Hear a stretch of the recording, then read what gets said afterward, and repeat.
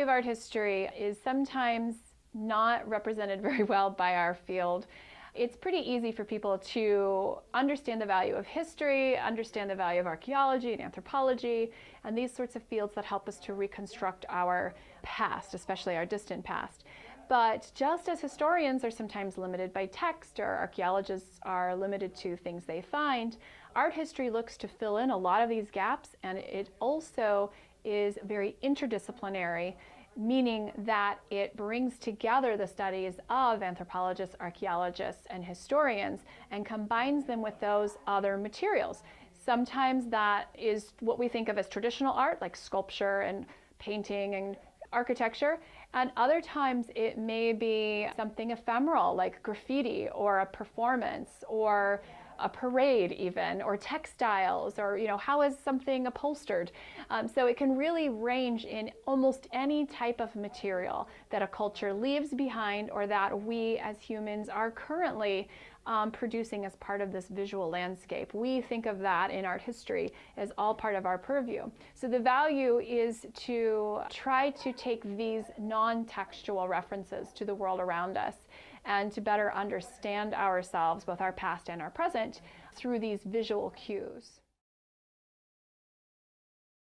That we are reconstructing our past, our history, as well as trying to better understand our present through this material culture, through these things that are around us. So I love teaching art history because there's usually this sort of element of surprise and the ability to look at prehistoric art, for example, which might be the first time a student has considered some of the materials left behind by people from 20,000 BCE. I also love teaching art history because it tends to generate a lot of conversations. When we talk about political propaganda of the Roman Empire, it is not a far stretch to talk about current political propaganda and the ongoing campaigns, especially for president this year. So these sorts of conversational opportunities and teaching opportunities are some of my favorite things about teaching art history. The most memorable aspect of my course, it probably varies from class to class and person to person. I will sometimes get emails from students who, on an unrelated trip, just talked with someone, a cellist, a couple weeks ago, who had gone with his orchestra to Rome and got to see the Laocoon sculpture group that we look at in ancient art, and stopped me by the vending machines and said, "It was so amazing to see this in person. This was so great. It was my favorite thing I saw on the whole trip."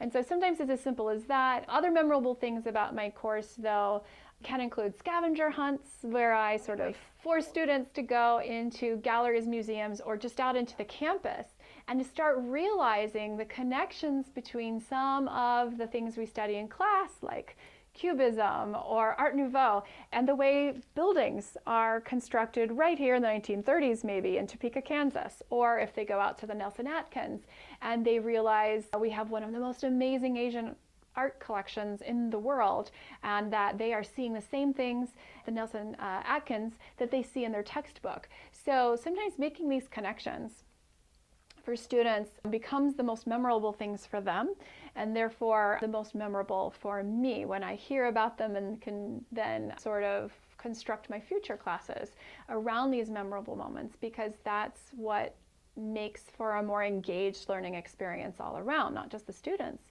but because I learn from my students. And so when they're engaged and they're asking questions that at least once a day I am responding to, "I don't know, I haven't thought of that." I think those are probably the best examples of a memorable moment in my course.